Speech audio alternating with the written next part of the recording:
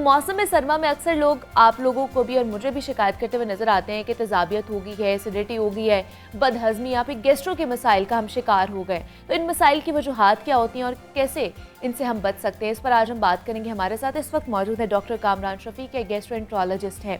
Doctor Kamran, मैं आपको खुश आमदीद कहती हूँ जागो लाहौर में। कैसे हैं आप? जी अल्लाह का शुक्र जी। मैं जैसे डॉक्टर साहब बात कर रही थी कि जैसे हम ये चेंज होता है मौसम, तो हम लोग खाने पीने के वाले से हमारे पास काफ़ी वैरायटी आ जाती है और आजकल मैदे के मसाइल बहुत ज़्यादा बढ़ रहे हैं और वक्त गुजरने के साथ साथ इसमें इजाफा होता जा रहा है, वो चाहे बड़ों के मसाइल हों या फिर छोटे बच्चों के हों। तो हमें बताइए, मैदे का सख्त होना या मैदे के फूलने की शिकायत हो रही है, इनकी वजह क्या है? जी देखें, ये बहुत कॉमन सिम्टम है कि लोग आते हैं, जी मेरा पेट फूल रहा है, इसे हम ब्लोटिंग कहते हैं। इसमें सबसे पहले मैं स्टार्ट करूंगा कि इसमें आपके मैदे में सोजिश हो जाती है। ओके। और उस सोजिश की भी बहुत सी वजूहात हैं। जो टॉप वजह है वो है हेलिकोबैक्टर, उस पर हम बात करेंगे। एच पाइलोरी इन्फेक्शन क्या होती है, उसका कुछ दवाइयाँ होती हैं जो लोग जोड़ों में दर्दों के लिए सर दर्द भी लेते हैं, वो भी आपके मैदे को डैमेज कर सकते हैं। ठीक है। उसके अलावा कैंसर हो सकता है। उसके अलावा केमिकल्स हैं, फॉर एग्जांपल अल्कोहल लोग भी लेते हैं, उसे कहते हैं जी केमिकल की वजह से, अल्कोहल से इन्फ्लेमेशन हो जाती है स्टमक में। अगर आपको पित्ते में पथरी हैं तो उससे भी आपको ब्लोटिंग हो सकती है। ठीक है। उसके अलावा अगर आपको कॉन्स्टिपेशन कब्ज़ हो तब भी आपका पेट ब्लोटेड होगा। अगर आपको इरिटेबल बाउल सिंड्रोम है तब भी हो सकता है। कुछ लोग होते हैं उनमें वीट इंटॉलरेंस होती है, ठीक, उसे हम सीलिक डिजीज़ कहते हैं।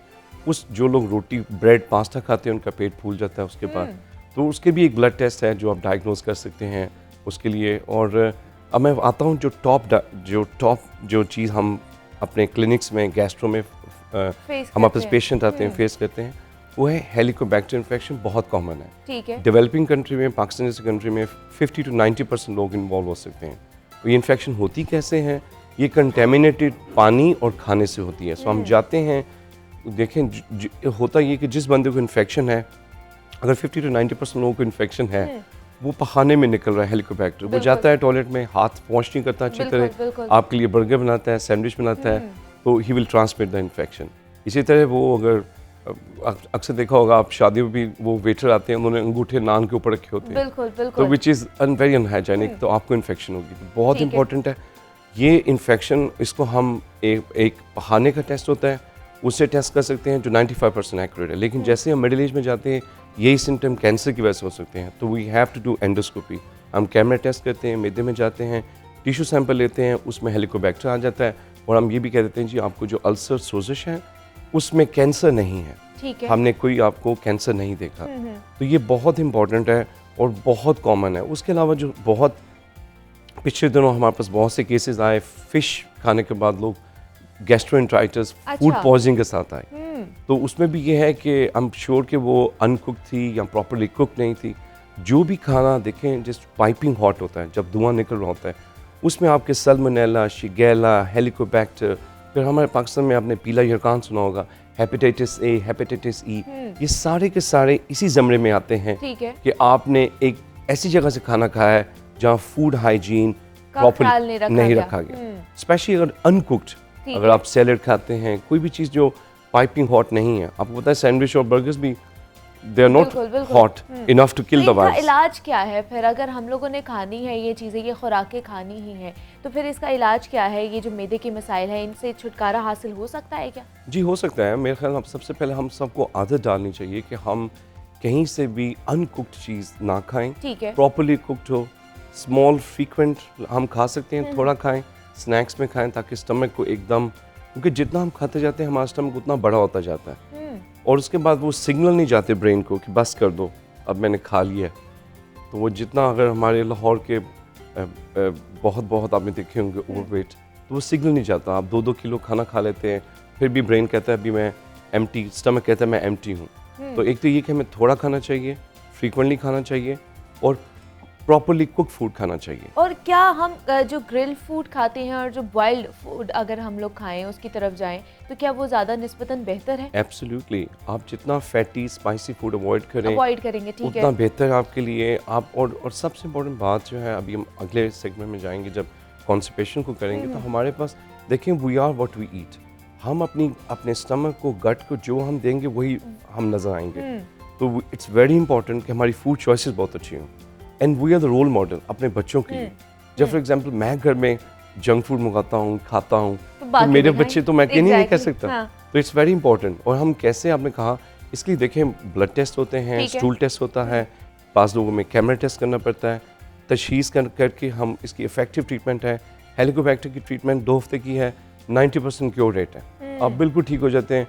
अदरवाइज होता क्या है, जब डायग्नोसिस नहीं होता लोग बेचारे एंटी एसिड मेडिकेशन खाते हैं, 2 हफ्ते खाई ठीक हो जाते हैं, जैसे ही छोड़ी वो फिर से सिम्टम वापस आए, प्रॉब्लम्स होना शुरू हो जाते हैं। और डॉक्टर साहब, बहुत से लोगों को एसिडिटी का भी प्रॉब्लम होता है, उसके हवाले से बताइए ये क्या मसला है? इसमें भी मैं बता रहा था कि हेलिकोबैक्टर एसिडिटी करता है, तो it's a very important thing जो हम अपनी क्लिनिक्स में देखते हैं कि Helicobacter is very very common thing. और दूसरी बात ये कि अगर आपको हाइटस हर्निया है, फॉर एग्जांपल खुराक की नाली और मैदे के दरमियान एक अल्लाह ताला ने स्फिंक्टर रखा हुआ है, जैसे दरवाज़ा में लोगों को समझाता हूँ लेमन में कि खाना आता है, दरवाज़ा खुलता है, फिर दरवाज़ा बंद हो जाता है। तो आपका यहाँ पे ये कि स्टमक आपके चेस्ट में होता है, तो वो जो आप खाना खाएंगे वो यहाँ आके लगेगा, आपको हार्ट बर्न होगा, रिफ्लक्स होगा एसिड का। तो तेज़ाबियत का मतलब रिफ्लक्स ऑफ एसिड बर्न भी हो सकता है, तेज़ाबियत यहाँ पे भी हो सकती है पेट के ऊपर वाले हिस्से में। तो उसके अंडरलाइन कॉजेज में वही जो हमने पहले बात की, आइदर मेडिसिन वो ले रहे हैं जो कि जॉइंट्स के लिए हैं, दर्द के लिए, लेकिन उनके मैदे को डैमेज कर रहे हैं, लेकिन हेलिकोबैक्टर इज़ द टॉप, वो बहुत इंपॉर्टेंट है और उसको हमने डायग्नोज करना होता है। अगर क्रॉनिक इन्फेक्शन आफ्टर 20-25 साल बाद आपको स्टमक कैंसर हो सकता है हेलिकोबैक्टर से, तो इट्स वेरी इंपॉर्टेंट। हम और दूसरा हैंड हाइजीन का बहुत इंपॉर्टेंट है, अपने हैंड्स भी वॉश करें।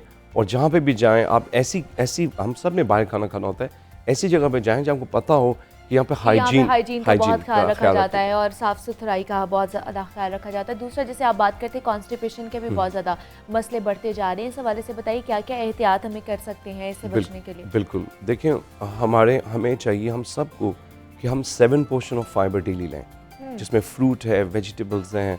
जितना अच्छा हम फाइबर डाइट लेंगे उतना ज़्यादा अच्छे हमारे अंदर बग्स होते हैं गट के अंदर, उसको हम अच्छा फीड करेंगे। उसके अलावा हम जो रीजंस हैं कॉन्स्टिपेशन कि हम फाइबर नहीं ले रहे, हम पानी कम पी रहे, so we should take enough fibre, fruit लें, वेजिटेबल लें, पानी ज़्यादा पिएं। जब हम मूव करते हैं तो हमारी गट भी मूव करती है, तो regular exercise very helpful for your gut. फिर उसके अलावा आपने मेक श्योर करना होता है कि आप फाइबर, फ्लूइड हमने बात की, और कोई ऐसी चीज़ ना लें मेडिसिन जिससे ऑब्वियसली कॉन्स्टिपेशन होती है आपको। तो हमारे यहाँ ये चीज़ जो है बहुत इम्पॉर्टेंट आ रही है कि हम सॉफ्ट ड्रिंक बहुत ज़्यादा ले रहे हैं, that can also contribute as well.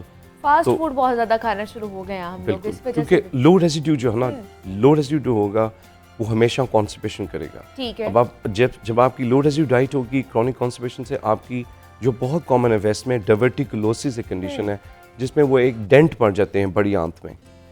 और वो जैसे अपेंडिक्स नहीं होती ऐसे ही वो इन्फ्लेम कर जाते हैं, जैसे एक्यूट अपेंडिसाइटिस ऐसे एक्यूट डायवर्टिकुलाइटिस होता है। तो ये वेस्ट में बहुत कॉमन है। और जितना हम वेस्टर्नाइज होंगे, जितनी हमारी लो रेसिड्यू डाइट होगी, जितना फाइबर हम कम लेंगे, उतने हमारे चांसेस हैं कि हम भी उनकी तरह। देखें, वेस्ट में second most common cancer bowel cancer है।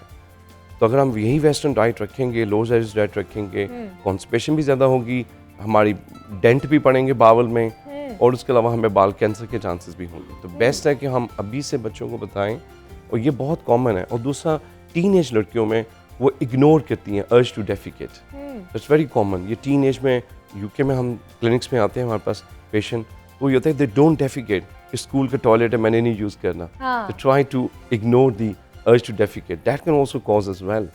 तो आप जैसे फाइबर की बात करें कि फाइबर वाली हमें जो डाइट है वो लेनी चाहिए, तो कौन कौन सी खुराक लेनी चाहिए जिसमें हमें ज़्यादा फाइबर मिलता है? एब्सोल्युटली, देखें, fresh fruit, fresh vegetable, seasonal fruit, seasonal vegetable आप खाएं।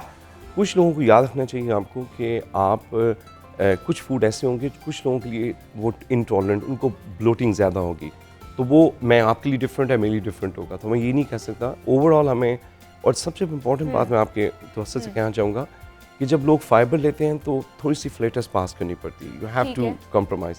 हाई फाइबर डाइट में आप 700 cc आप गैस जो है एक्सक्रीट करते हैं, तो it's odourless, you don't need to be embarrass until it has sulfur, it doesn't have any smell. और अगर आप लो रेसिड्यू डाइट में हैं तो फिर भी 300 cc आप गैस आप खारिज करेंगे। तो वेरी इंपॉर्टेंट है कि आप हाई फाइबर डाइट लें। देखिए, आप पाकिस्तान में कितना फ्री इस वक्त ऑरेंजेस देखें आप कितने सस्ते हैं। तो we have so much fibre around अस।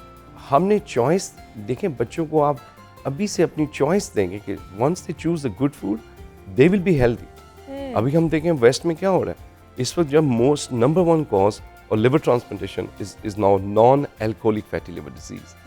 यानी कि वो बच्चे जो 15, 16, 17 साल की उम्र में 2 लीटर कोक और प्लस उन्होंने फास्ट फूड स्टार्ट किया, लेट 30s में the liver is liver shrink हो चुका है, अब they are facing liver failure.